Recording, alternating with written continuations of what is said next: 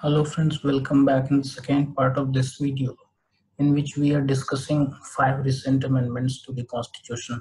In the first part of this video, we have already discussed the 100th and 101st Constitutional Amendment Act, which are related to Land Boundary Agreement and the GST respectively.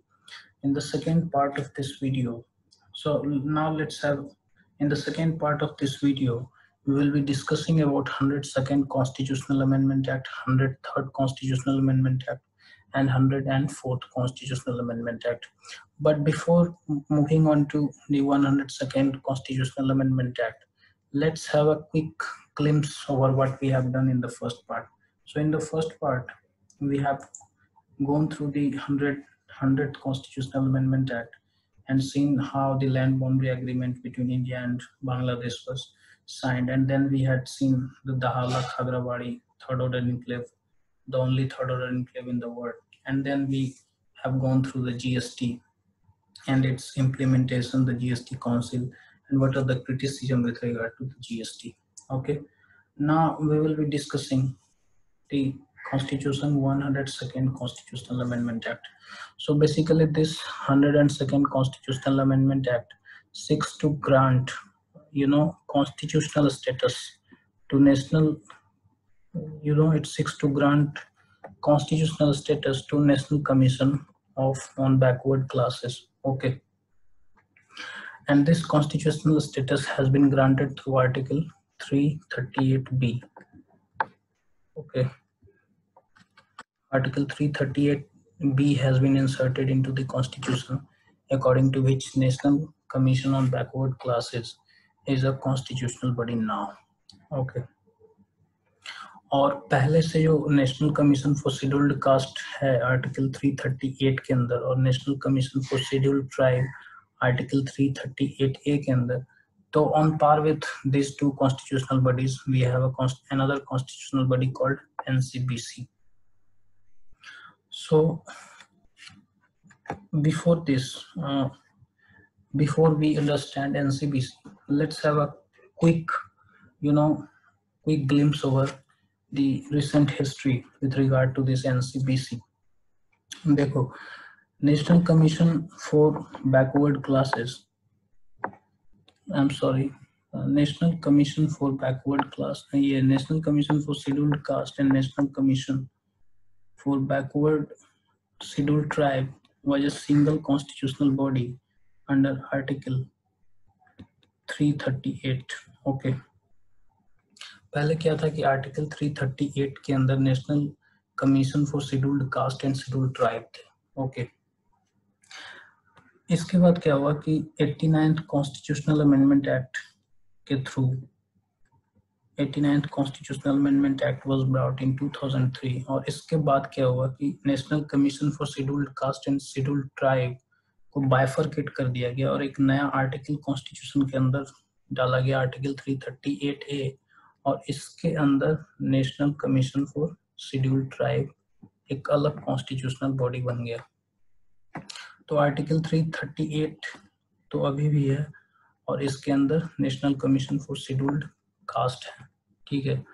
अभी तक जो काम था national commission for scheduled caste का, वो क्या था कि 3 group of people it looks into. The first is with respect to the scheduled caste, second is with respect to the backward classes, and third is with respect to the Anglo-Indians. Okay, what it does, it looks into the complaints and welfare measures with regard to these 3 categories of people.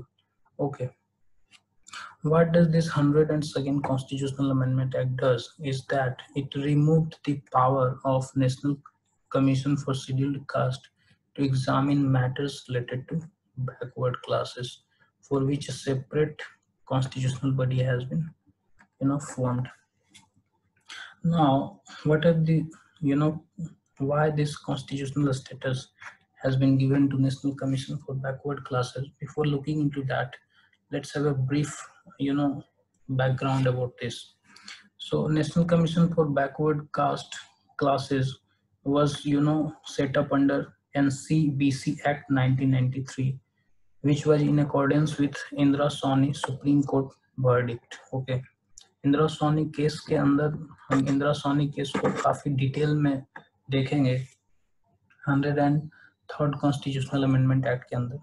But इसके अंदर आप ये बस यहाँ जान लो कि Indira Sawhney judgment में सुप्रीम कोर्ट ने सेंट्रल गवर्नमेंट को एक डायरेक्शन दिया था, उसमें बोला था कि there should be a permanent statutory body which should examine the complaints of over inclusion and under exclusion of in the list of OBCs।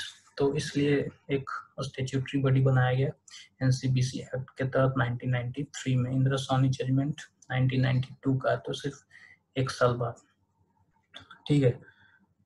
उसके बाद ये इसका पावर क्या है? It has the power to examine complaints regarding inclusion और exclusion of groups within list of backward classes as directed by the Supreme Court in Indira Sawhney judgment, okay, and advise the central government in this regard, okay. What does this amendment act wants to do? It wants to establish NCBC under the constitution itself, okay, and provide the authority to examine complaints and welfare measures also, in addition to other things regarding socially and educationally backward classes under Article 338B. Remember one thing, there is no mention of OBC यानी other backward classes का कहीं कोई constitution के अंदर जिक्र नहीं है। हम जिसको ओबीसी बोलते हैं वो basically socially and educationally backward classes है जो कॉन्स्टिट्यूशन जिसको आइडेंटिफाई करता है, okay. now we will look into more details about NCSC. Look, National Commission for Backward classes, UPSC का सिलेबस अगर आप उठा के देखेंगे तो उसके अंदर है appointment to various constitutional posts, powers, functions and responsibilities of various constitutional bodies. Now since NCBC is a constitutional body, we have to look into its its functions, its power and the responsibilities that it has, so let's look into that. So we will be discussing what are the powers, functions and responsibility of National Commission for Backward Classes, okay. National commission जो ये act बना, ये हमारा जो 100 and हमारा second constitutional amendment act आया, उसके साथ एक और बिल आया था। एक वो बिल जो था वो national commission for backward classes repeal bill 2017 था। What does it tends to do? इसका काम ये था कि national commission for backward classes act 1993 के अंदर जो बना है उसको रिपील कर दिया जाए, ठीक है। बैकवर्ड क्लासेस जो हैं, बैकवर्ड क्लासेस को स्पेसिफाई कौन करेगा? तो कॉन्स्टिट्यूशनल अमेंडमेंट एक्ट जो बना है उसमें कहा गया कि प्रेसिडेंट में specify the socially and educationally backward classes in various states and union territories, okay. He may do this in consultation with the governor of the concerned state, okay. लेकिन अगर बैकवर्ड क्लासेस के list में अगर कोई amendment करना है, inclusion या exclusion करना है, तो फिर वो पार्लियामेंट के थ्रू एक एक्ट बनाने के बाद ही हो सकेगा, which will be finally assented by president. इसके पास जो पावर्स हैं वो सिविल कोड का पावर है, ठीक है। और ये हर कॉन्स्टिट्यूशनल बॉडी जो ये पार्टिकुलर ग्रुप ऑफ पीपल जैसे NCSC, NCST सबको सिविल कोड का पावर दिया हुआ है। तो इसके पास अगर सिविल कोड का पावर है तो it will have it will be while investigating or inquiring into any complaint, it will act like a civil court. और उसके बाद it will have the power of summon people and examine them on oath. मैं गीता की कसम खा के कहता हूँ कि जो भी कहूँगा सच कहूँगा, ठीक है। It requires production of any document or public record and receiving evidence, okay. So this is with respect to NCBC. Now we will look into the composition and service conditions and functions. So under the Amendment Act, NCBC will have 5 members, okay, and all these 5 members will be appointed by the president. Their tenure and conditions of service is going to be decided by the president through rules. Okay, what will be the functions of this NCBCs? So the duties with regard to NCBC is investigating and monitoring how safeguards provided to backward classes under the constitution and other laws are being implemented. So it will look into the effectiveness of the implementation of various, safeguards and laws that has been in the constitution and after that in the laws. Then it will inquire into the specific complaints regarding violation of rights of backward, socially and educationally backward classes. The third function is advising and making recommendation on socio-economic development of such classes. Means how we can do much better to improve the socio-economic condition of these people. Central and state governments will be required to consult with the NCBC on all major policy matters affecting socially and educationally backward classes. अगर कोई central government या state government कोई ऐसा decision लेना चाह रहा है, कोई ऐसा पॉलिसी बनाना चाह रहा है जिससे इस क्लास को कोई इम्पैक्ट होगा, तो central and government are required to consult NCBC. Okay, और उसके बाद जो हर कॉन्स्टिट्यूशनल बॉडी के साथ होता है, एनसीबीसी के साथ भी वो होगा कि उनका जो रिपोर्ट है वो प्रेसिडेंट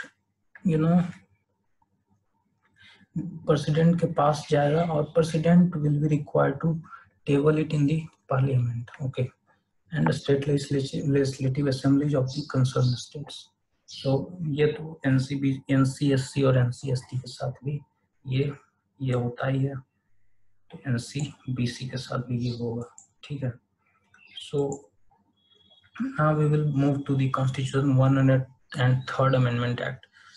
See, ये 103rd Amendment Act काफी ज्यादा इम्पोर्टेंट इसलिए है कि ये सुप्रीम कोर्ट के अंदर ये भी इसके ऊपर फैसला भी नहीं हो पाया है. तो हम लोग देखेंगे कि इसका लीगलिटी क्या, ये कॉन्स्टिट्यूशनली वैलिड है या सुप्रीम कोर्ट का जो स्क्रूटनी है कॉन्स्टिट्यूशनलिटी का उसको ये पास कर पाएगा या नहीं कर पाएगा. उससे पहले हम लोग देखेंगे कि ये क्या करता है. तो 103rd कॉन्स्टिट्यूशनल अमेंडमेंट एक्ट के अंदर 10% reservation will be provided to economically weaker sections of society, first for admission of to central government run educational institutions and private educational institutions which are not minority educational institutions, and for employment in central government jobs. So दो काम ये करता है. एक जो आपका central government run institutional educational institutional हैं उनके अंदर जो है 10% कोटा देता है. और दूसरी बात, सेंट्रल गवर्नमेंट के अंदर जो जॉब्स रिक्रूटमेंट होते हैं तो उनके अंदर भी 10% कोटा इन इकोनॉमिकली वीकर सेक्शंस पीपल का रहेगा. But remember one thing, that this is with regard to the central government run educational institutions and central government jobs only. This is not obligatory, or this is not required for the states to do the same. So this is here is the point. The amendment does not make such reservation mandatory in the state government run educational institutions or state government jobs. Okay, लेकिन कुछ states जरूर हैं जो 10% reservation को फिर उसको implement कर दिया, लेकिन ये इस कॉन्स्टिट्यूशनल अमेंडमेंट एक्ट से उनका कोई लेना देना नहीं है. इसके अंदर ऐसा कोई रिक्वायरमेंट नहीं था कि स्टेट्स भी ऐसा कुछ करें. सो क्योंकि ये बेसिकली क्या करता है कॉन्स्टिट्यूशनल अमेंडमेंट एक्ट, तो ये हम लोग देख चुके हैं कि central government run educational institution और जॉब्स को लेके ये है. ठीक है. इसके अंदर क्या है कि जो एलिजिबिलिटी क्राइटेरिया है वो ये है कि हाउस होल्ड इनकम जो है 8 लाख या उससे कम होना चाहिए. ठीक है. जो आपके पास एग्रीकल्चरल लैंड है फैमिली के पास वो 5 एकड़ या उससे कम होना चाहिए. ओके. और आपके पास जो घर है वो 1000 स्क्वायर फीट से कम होना चाहिए या उसके बराबर में बना होना चाहिए. आपके पास जो नोटिफाइड म्युनिसिपल एरिया है के अंदर आपका अगर कोई प्लॉट है तो 100 यार्ड से कम होना चाहिए या 100 यार्ड का होना चाहिए। और अगर कोई नॉन नोटिफाइड म्युनिसिपल एरिया में आपके पास प्लॉट है तो वो या तो 200 यार्ड का होना चाहिए या फिर उससे कम होना चाहिए। ठीक है, तो ये एक्सक्लूजन क्राइटेरिया और एलिजिबिलिटी क्राइटेरिया भी कह सकते हैं, क्योंकि 8 लाख के ऊपर है तो फिर आप एक्सक्लूड हो गए। आपका हाउस अगर 1000 स्क्वायर फीट से ऊपर में है तो फिर आप एक्सक्लूड हो गए। आपके प्लस जो प्लॉट है नोटिफाइड एरिया में अगर वो 100 यार्ड से ज्यादा है तो फिर आप इस इकोनॉमिकली वीकर सेक्शंस के अंदर नहीं आएंगे। और अगर आपके पास नॉन नोटिफाइड म्युनिसिपल एरिया में 200 यार्ड ऑफ प्लॉट से ज्यादा है तो फिर आप इस इकोनॉमिकली वीकर सेक्शन के कोटा जो मिला है उनके पास वो फैसिलिटी आपको नहीं मिलेगा। ठीक है, और एक चीज और है एक्सक्लूजन क्राइटेरिया कि जिनको ऑलरेडी रिजर्वेशन मिला हुआ है, जैसे ओबीसी को 27% और SC ST को मिला के फिर 23% रिजर्वेशन, तो ये लोग जो हैं उनको इसके अंदर बिल्कुल कोई इकोनॉमिकली वीकर सेक्शंस के अंदर जो कोटा है उनको ये फैसिलिटी नहीं मिलेगा। ठीक है, so these people are not eligible for reservation under this quota. I think you have understood the point. Now what does this 103rd constitutional amendment do? It inserts one subsection 15(6) and article 16 के अंदर article 16(6) का एक सब clause add करता है। ठीक है, तो ये basically article 15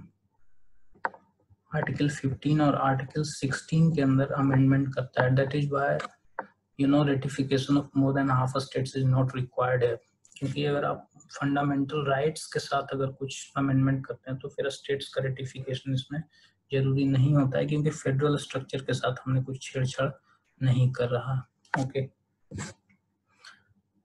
so this enable the states to provide the benefits of the economically weaker section. Of course this is central government in civil post and service in government of India and admission in educational institution. Article 15 is related with respect to admission educational institution and Article 16 is related to jobs. Okay, now we will see Indira Sawhney case 1992 and the constitutional validity that is at stake of this constitutional amendment act.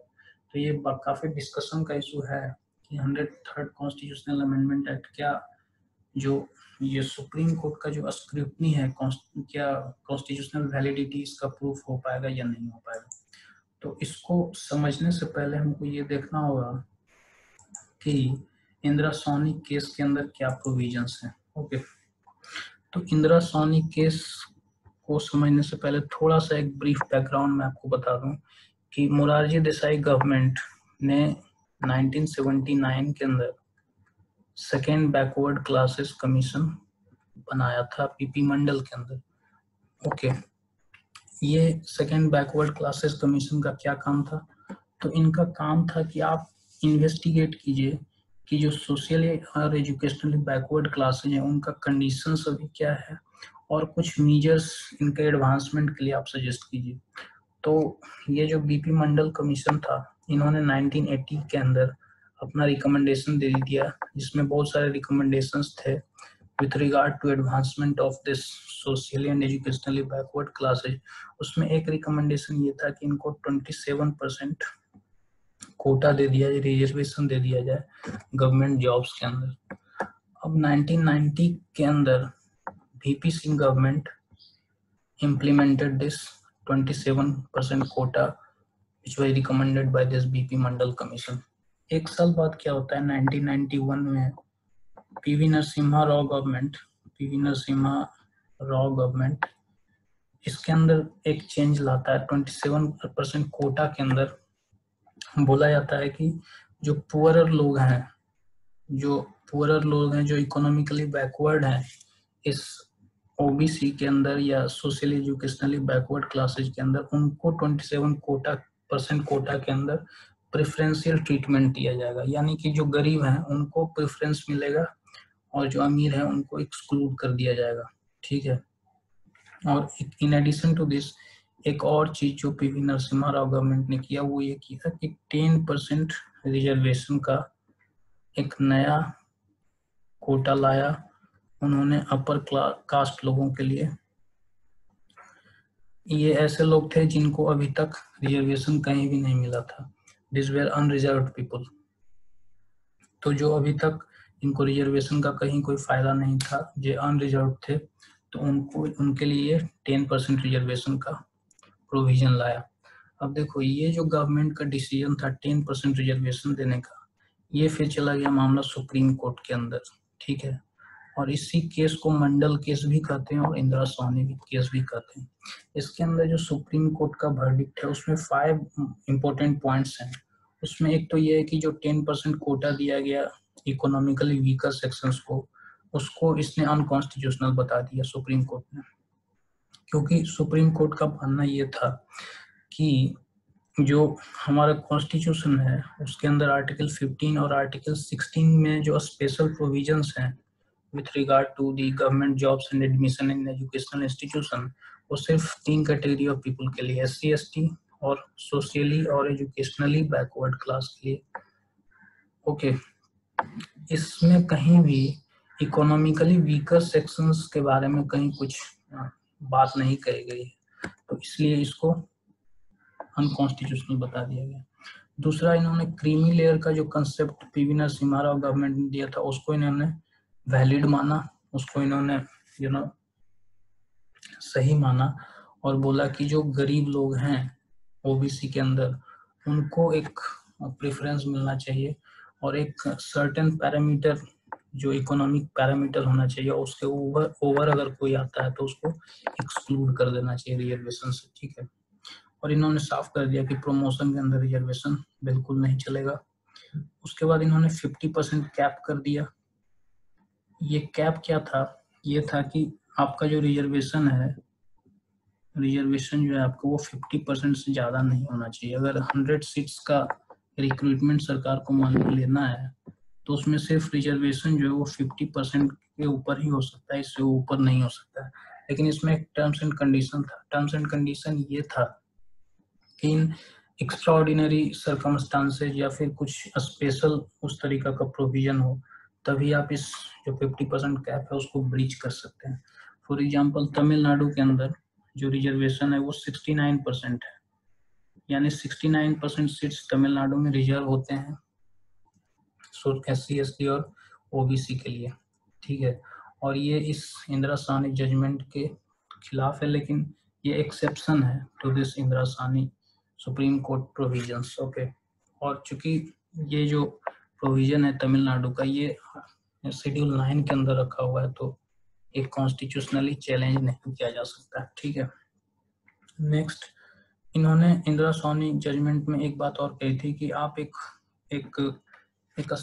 Permanent body बनाइए, एक permanent statutory body बनाइए, ठीक है, which will be required to examine the complaints of over inclusion and under inclusion in the list of OBC। और इसी के बाद 1993 में फिर national commission for backward classes act ला के फिर NCBC बनाया गया, ठीक है।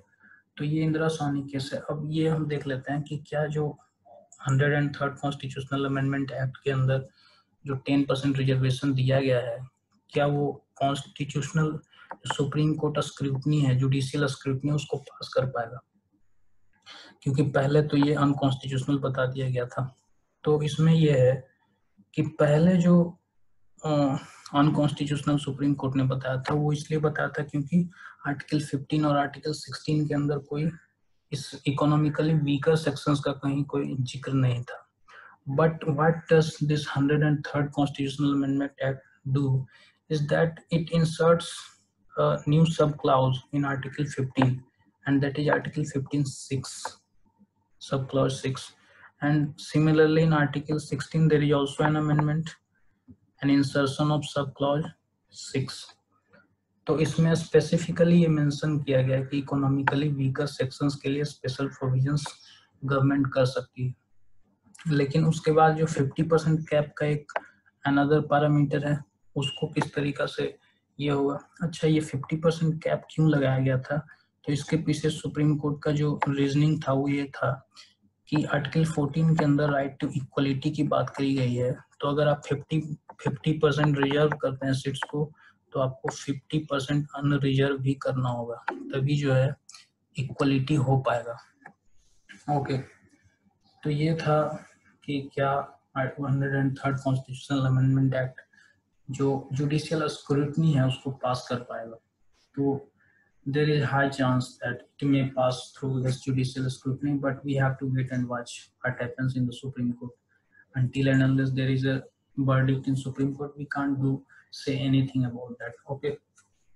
Now, next move to our next topic, which is Constitution 104th Amendment Act. This is the last constitutional amendment act which we will be discussing. Okay.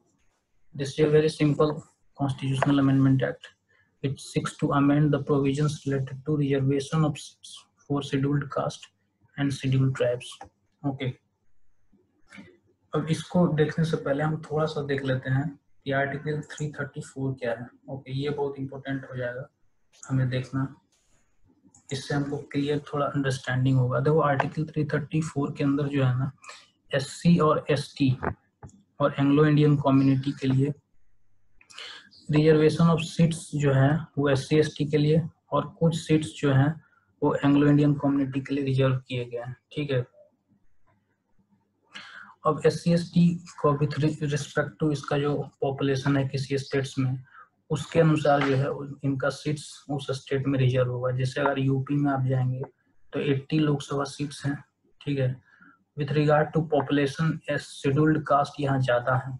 ठीक है, तो शेड्यूल्ड कास्ट चूंकि यहाँ ज्यादा है तो यहाँ पर शेड्यूल्ड कास्ट का जो सीट है वो काफी है। ठीक है, लगभग 20 से ज्यादा है। ठीक, और इसके अंदर एक और प्रोविजन है कि एंग्लो इंडियन कम्युनिटी का नॉमिनेशन होगा बाय प्रेसिडेंट, कहाँ, लोकसभा में और लेजिस्लेटिव असेंबली ऑफ स्टेट में। आर्टिकल 334 के अंदर आप देखेंगे प्रेसिडेंट जो है वो 2 एंग्लो इंडियन कम्युनिटी से जो लोग हैं उनको नॉमिनेट करता है लोकसभा के अंदर, और गवर्नर के पास पावर है to nominate 1 person from Anglo Indian community in the state legislative assembly. ठीक है, ये जो प्रोविजन था ये 60 इयर्स के लिए था।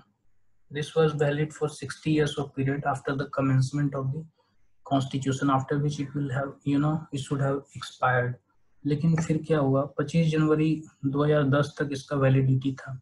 लेकिन फिर क्या हुआ कि 95th अमेंडमेंट एक्ट लाया गया 2009 के अंदर, और इसको 10 साल के लिए, ये जो प्रोविजन है एससी एसटी और एंग्लो इंडियन के लिए, इसको 10 साल के लिए एक्सटेंड कर दिया गया। यानी कि अब ये 2020 में एक्सपायर होने वाला था, 25 जनवरी 2020 को ये एक्सपायर होने वाला था। लेकिन उससे पहले हमने क्या किया कि article 104th constitutional amendment act ले आए हम 2020 के अंदर, और फिर इसको 10 साल के लिए और एक्सटेंड कर दिया।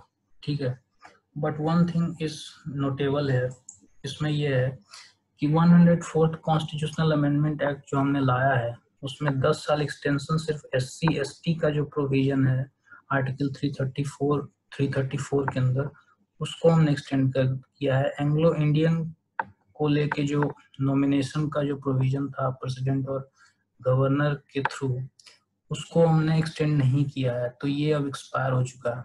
अब एंग्लो इंडियन कम्युनिटी का जो 2 मेंबर लोकसभा के अंदर नॉमिनेट होते थे और 1 मेंबर जो स्टेट लेजिस्लेटिव असेंबली के अंदर नॉमिनेट होते थे, वो अब नॉमिनेट नहीं होंगे। तो ये वेरी इंपॉर्टेंट पॉइंट है कि अब सिर्फ एससी एसटी को रिजर्वेशन ही जो है वो आर्टिकल 334 के अंदर बचा है। ठीक है, और ये जो प्रोविजन है इसमें more than half states ratification चाहिए होगा, क्योंकि डायरेक्टली स्टेट लेजिस्लेटिव असेंबली से जुड़ा हुआ मामला है। ठीक है, तो कहीं ना कहीं फेडरल स्ट्रक्चर से जुड़ा हुआ है, तो फिर मोर देन हाफ स्टेट्स का रेटिफिकेशन चाहिए होगा। ठीक है, अब हम लोग थोड़ा देख लेते हैं 104th कॉन्स्टिट्यूशनल अमेंडमेंट एक्ट के अंदर और क्या प्रोविजंस है। तो ये तो हमने देख लिया कि लोकसभा और लेजिस्लेटिव असेंबली के अंदर जो है उनके पास कुछ सीट्स एससी एसटी के लिए रिजर्व होगा और कुछ नॉमिनेशन होगा एंग्लो इंडियन कम्युनिटी का। तो ये जो एक्सपायर हो रहा था, अब ये जो 10 साल के लिए एक्सटेंड हुआ है, तो जनवरी 25 2030 तक ये वैलिड होगा। और फिर क्या होगा उसके बाद उस समय डिसाइड किया जाएगा पार्लियामेंट के द्वारा। ठीक है, so this is the end of this part 2 of this video series. and we have looked into all the 5 constitutional amendment acts which we have recently done to our constitution. अब हम लोग quickly एक summary देख लेंगे, एक synopsis देख लेंगे पांचों का, ठीक है। तो 100 कॉन्स्टिट्यूशनल अमेंडमेंट एक्ट जो 2015 के अंदर आया था, उसमें बेसिकली हमने क्या किया था, उसमें बेसिकली हमने लैंड बाउंड्री एग्रीमेंट हमारा 74 के अंदर हुआ था, 1974 के अंदर, उसको हमने रेटिफाई किया था। और इंडिया बांग्लादेश के बीच में 162 इनक्लेव्स का जो है एक्सचेंज हुआ था। 101st कॉन्स्टिट्यूशनल अमेंडमेंट एक्ट हमने देखा जीएसटी, और इसके अंदर जो कैस्केडिंग इफेक्ट था जीएसटी के अंदर, बहुत सारी जो टैक्सेस थे उनको हमने सब्ज्यूम किया। इसका फिर हमने देखा कि जीएसटी काउंसिल क्या है आर्टिकल 279A के अंदर, और फिर हमने देखा कि जीएसटी का क्रिटिसिज्म क्या है, डिफरेंट टैक्स स्लैब अभी भी है और बहुत सारे प्रोडक्ट्स अभी भी जीएसटी का जो स्लैब है उसके बाहर है। उसके बाद 100 कॉन्स्टिट्यूशनल अमेंडमेंट एक्ट 2018 के अंदर हमने देखा national commission for backward classes का power, function, responsibility, article 338B के अंदर किस तरीका से इसको कॉन्स्टिट्यूशनल स्टेटस दिया गया, और पहले किस तरीका से national commission for backward class scheduled caste and scheduled tribe article 338 के अंदर था, और फिर 89th कॉन्स्टिट्यूशनल अमेंडमेंट एक्ट के थ्रू इसको बाइफरकेट किया गया। 103rd कॉन्स्टिट्यूशनल अमेंडमेंट एक्ट में किस तरीका से 10% रिजर्वेशन इकोनॉमिकली वीकर सेक्शन जो अनरिजर्व कैटेगरी के पीपल हैं उनको दिया गया, लेकिन किसमें, सिर्फ सेंट्रल गवर्नमेंट जॉब्स और सेंट्रल रन एजुकेशनल इंस्टीट्यूशंस में, ठीक है। और लास्ट हमने देखा कि SC/ST का जो रिजर्वेशन का जो एक प्रोविजन था लोकसभा और स्टेट लेजिस्लेटिव असेंबली के अंदर, उसको हमने 10 साल के लिए एक्सटेंड कर दिया, और अभी ये 25 जनवरी 2030 तक ये वैलिड है। और एंग्लो इंडियन के लिए जो प्रोविजन था उसको हमने एक्सटेंड नहीं किया, तो वो एक्सपायर हो चुका है। अब एंग्लो इंडियंस को नॉमिनेशंस नहीं मिलेंगे लोकसभा और लेजिस्लेटिव असेंबली के अंदर। So this was all about this all 5 constitutional amendment acts. So hope you might have understood it comprehensively। आपको काफी क्रिस्टल क्लियर हुआ होगा ये मामला, ये 5 अमेंडमेंट एक्ट्स। तो मिलते हैं कुछ नए टॉपिक के साथ, ठीक है।